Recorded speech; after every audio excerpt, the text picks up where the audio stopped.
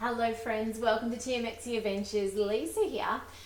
Today we're going to use more of our freezer stash. Now this is the beautiful creamy garlic sauce, okay? It is one of the more thicker sauces you'll find, and there's actually two ways you can use this as far as how you cook it. As for what you use it with, that's up to your imagination. But today I'm using it with chicken breast because that's what I had available to me in my kitchen. You could be using this with lamb, beef. It is literally a creamy garlic sauce, okay? So it's up to you. I'm going to use it in the Thermomix method today, but you'll see at the bottom of the recipe in the ebook, it says that you can use this in the oven as a pour over as well. So if you do have, say, chicken drumsticks or something like that, of course, then putting it in the oven makes more sense. So I'm just going to simply, and by the way, I've grated Parmesan this morning. The bowl is dirty because I've used it already. I'm going to add this into, oh, it smells amazing, into the bowl. As soon as I opened it, it's so good. All right, just gonna get this in. Now you can see I thicken mine with corn flour, which those of you who have or are going to get, when I'm filming this, it's not available yet, the ebook in the coming week, you'll notice this is a corn flour optional recipe. If you're going to do it in the Thermomix, it actually says, you know, it can burn to the bottom of your bowl, which is no big deal with our Thermomix, but it can if you put the corn flour in.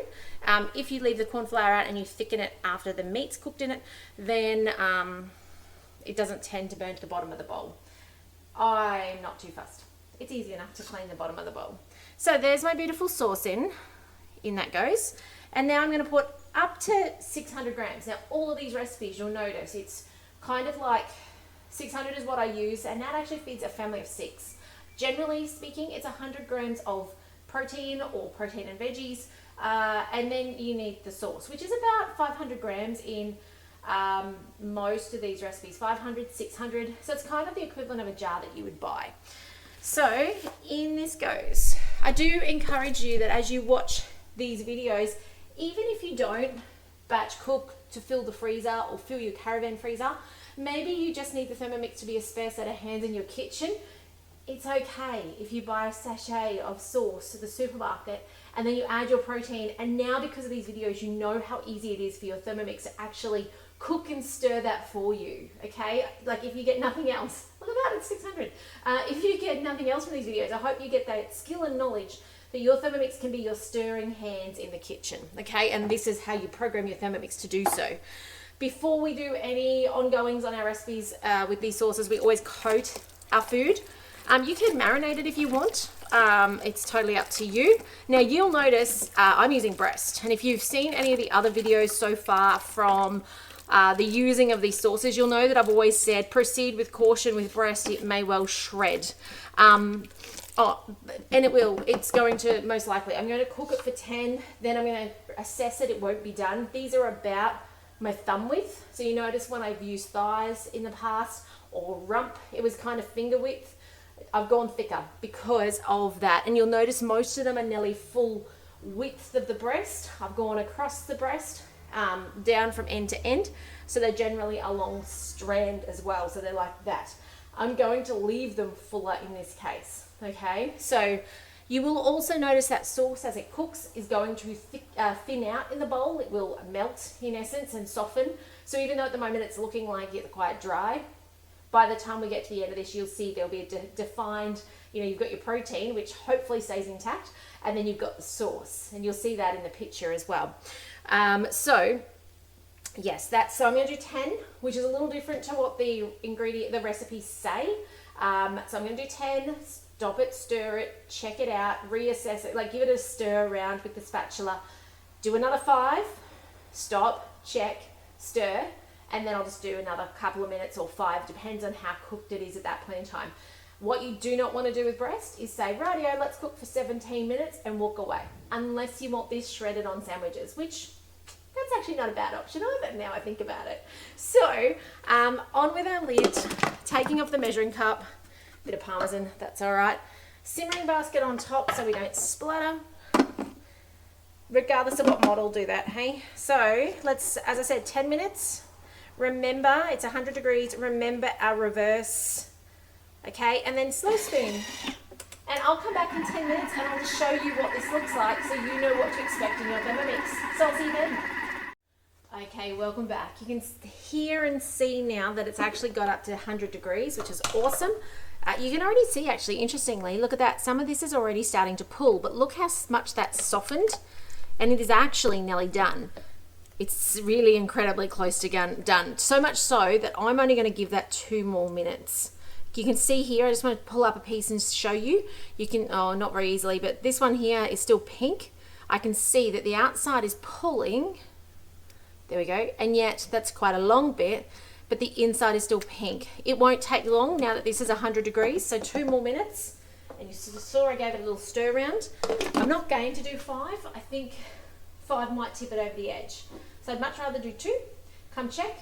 If I need to do another 2, I'll keep on going. So 2 more minutes. If by the way you were distracted, and this is now dropped temperature from 100 down, you know, 2 minutes wouldn't be enough. You've got to get it back up to boil. But mine's still 90, well, it's gone down to 90 now, but it was a second ago. 100 when I got here, 98, and now 90. So it's going to get to boil really fast. Remember, reverse, super important. But otherwise, I'll see you in 2 minutes. Okay, it's singing at me. I love those 2-minute blocks. I was able to pack the dishwasher, wipe the bench. Like, there's so much you can do. Okay, let's have a look and see what's going on in here. So it is looking beautiful. What I might do is I'm just trying to dig for a large piece of meat, and that's what I want to check. It is actually looking, though, cooked. There is nothing I can see in there that is pink. Now, if I go much further, oh, here we go, here's a chunk. Let's have a look. If I go much further on this, we are certainly, yeah, look, see, beautiful. What you can also do is grab it out with a knife, slice it in half. I didn't bring one over. I'm not going to do it on camera, but that's how I would also assess. I'd grab this piece out, I'd wipe the sauce off the top, and I would cut it in half and check the inside is not pink on that very large hunk of meat, one of the largest ones in there. So you can see how quickly breast cooks, right? 12 minutes, as opposed to our thighs in some of our other recipes are taking 17 to 20 minutes to do. So give this a go. It's amazing. It's amazing to have your freezer stacked full of amazing food that you know what's in it, that you made yourself. It makes life easier when life gets crazy. I've used breast today, not my preference. I keep breast in the freezer for Kievs and stuff. But hey, I do not want to dash to the shops this afternoon and, you know, just for something like thighs. I would use, if I had on hand, you could use some lamb, you could use some rump sliced up. Like, there's so many things. You can use veggies for those of you who like to stack in the veggies. My family wouldn't be so impressed. So you'll notice a lot of these are on meat, okay? And actually you'll notice a lot of these are on chicken for us. That's kind of our baseline staple. We buy lamb in bulk, so as I've got that, I will use that. We buy beef in bulk, same thing, I'll use it as I've got it. But chicken, we have a stable, so it's always there and always what we use. So yeah, give this a go. And as I said, this is your example of what you'll expect from breast. Okay, it just doesn't hold its form quite the same, but certainly very much editable. You know. You're able to eat it. It's palatable and it's beautiful. I can smell the garlic coming out of this at me. It's making me want to eat it now. So this, mashed potato, you could put it with pasta, you could put it with rice, you could put it with sweet potato, would be amazing. Some steamed greens, whatever you like to serve it with, really, which is awesome. And remember with this one as well, the garlic creamy, it can go in the oven, can go in Thermomix to reheat. It's really up to you as to what you've got on hand. All right, I hope you find this of value. I hope this has taught you something about how you can think differently about how you use your Thermomix. But I will see you in the next video soon. Bye for now.